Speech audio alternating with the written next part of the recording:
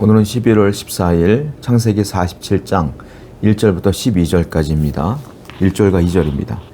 요셉이 바로에게 가서 고하여 이르되 내 아버지와 내 형들과 그들의 양과 소와 모든 소유가 가나안 땅에서 와서 고센 땅에 있나이다 하고, 요셉이 바로를 찾아가서 자신의 형제들과 아버님이 오셨다고 이야기를 하게 되는데요.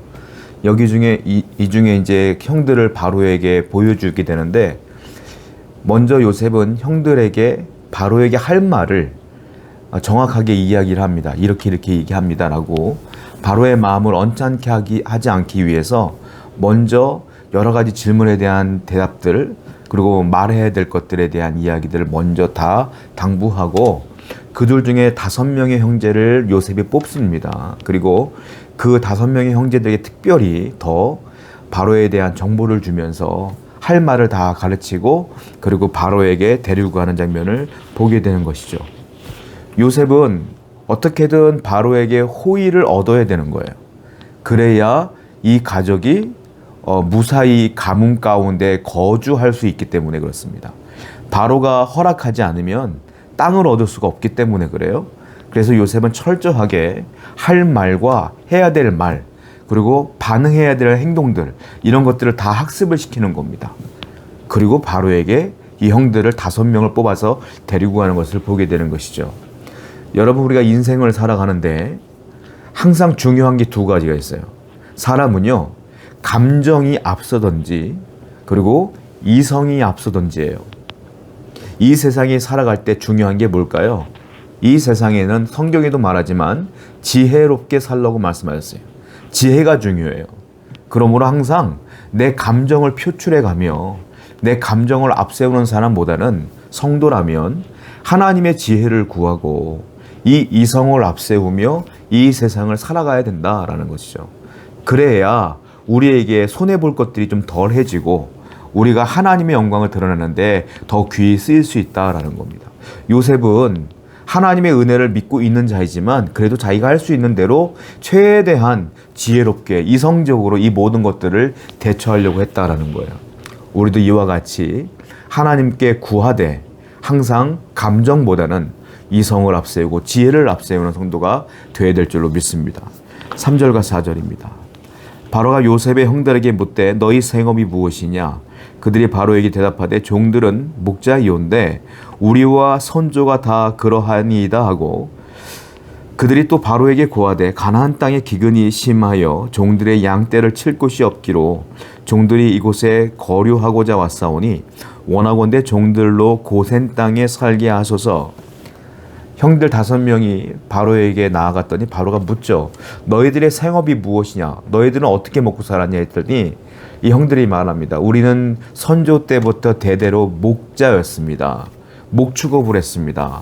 그러니 부탁하건대 목축업을 할 수 있는 땅을 주시되 고센 땅을 주십시오라고 이야기를 하는데, 특별히 뭐라고 말하냐면 우리는 이곳에 영원히 살 이유가 없습니다. 우리는 잠깐 거류하고자 왔습니다. 이렇게 표현해요. 그러니까 가뭄이 끝나면 돌아가겠다. 이렇게 얘기하는 거겠죠. 왜 그러냐면 이 형들과 이 야곱의 가족은 이 애굽 땅에 영원히 거주할 생각이 없어요. 왜냐? 이곳은 이방 땅이고 이곳은 하나님이 허락하신 땅이지만 지금은 원래 약속하신 땅이 아니에요. 하나님이 약속하신 땅은 지금 가뭄이 있는 가나안 땅이란 말이에요. 그러니까 이 가뭄이 끝나면 하나님이 계신, 하나님이 약속하신 땅으로 돌아가겠습니다 라는 표현이라는 것입니다. 여러분, 그렇습니다. 성도는 항상 이런 고백으로 살아야 돼요. 무슨 말일까요? 이 세상이 우리가 2 발을 딛고 살고 있는 땅이고 이 땅이 우리가 살고 있는 곳이지만 우리의 소망과 우리의 희망과 우리의 마음은 어디에 있어야 되냐면 이 땅이 아니라 하나님께서 우리에게 주신 영원한 본향, 저 천국을 소망하며 살아야 된다는 거예요. 즉 이곳은 우리는 나그네 된 삶으로서 지나가는 곳이고 잠깐 거류하는 곳이다. 이런 마음으로 살아야 하나님을 향하여 우리가 뜨겁게 나갈 수 있지 않겠느냐라는 것이죠. 이 땅의 모든 것들을, 좋은 것들에 매몰된다면 우리가 하나님의 소망을 품을 수가 없다라는 거예요. 그러므로 항상 하늘을 바라보고 하나님의 복을 바라보는 여러분 되기를 축원드립니다. 5절과 6절입니다. 바로가 요셉에게 말하여 이르되 내 아버지와 형들이 내게 왔은즉 애굽 땅이 네 앞에 있으니 땅의 좋은 곳에 네 아버지와 네 형들이 거주하게 하되 그들이 고센 땅에 거주하고 그들 중에 능력 있는 자가 있거든 그들로 내 가축을 관리하게 하라. 바로가 이 말을 듣고 뭐라고 얘기하냐면 요셉에게 이렇게 말합니다. 야, 네 형들과 네 아버지가 내게 왔으니까 애굽 땅에 있는 좋은 땅 고센 땅에서 살아라. 그리고 그 땅에 있는 내 짐승들, 내 가축들, 즉 바로가 갖고 있는 짐승들이 고센 땅에 있었던 거예요.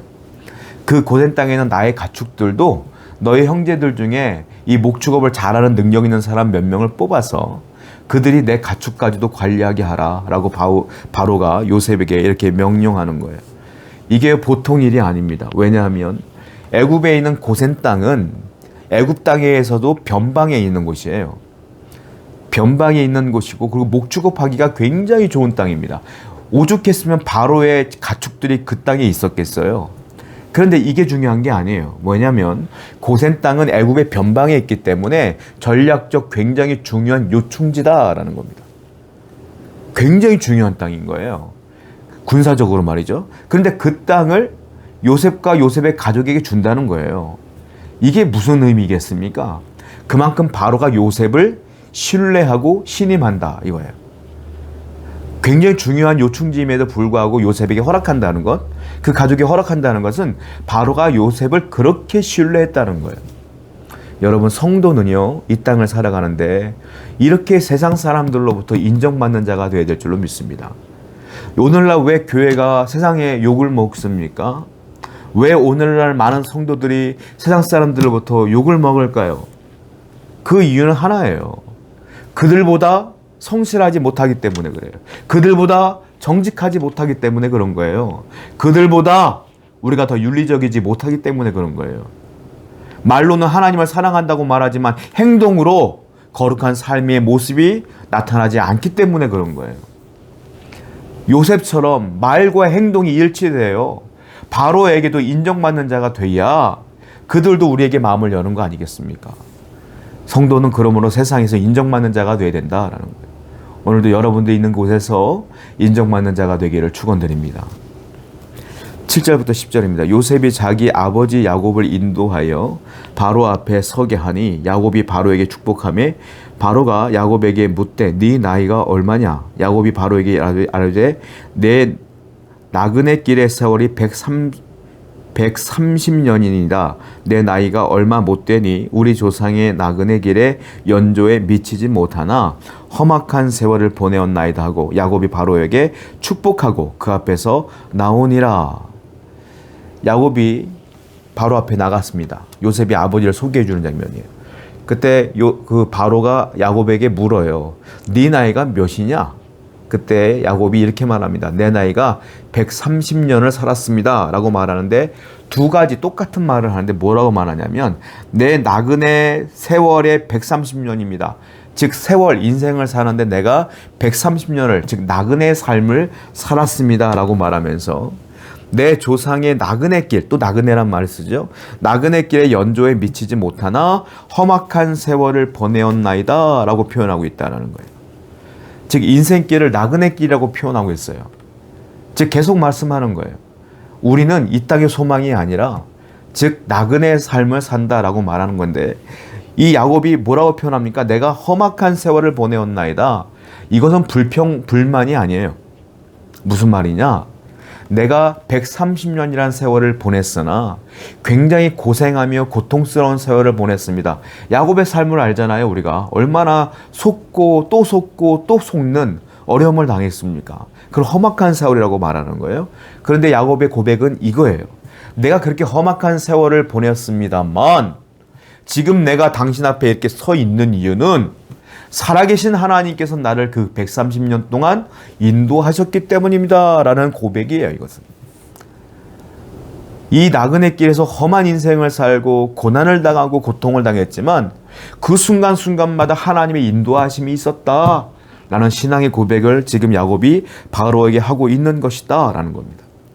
여러분, 성도는요, 이 땅을 살아가는데 고통이 있을 수밖에 없습니다. 왜? 여기는 우리의 땅이 아니야. 여긴 나그네 길이야.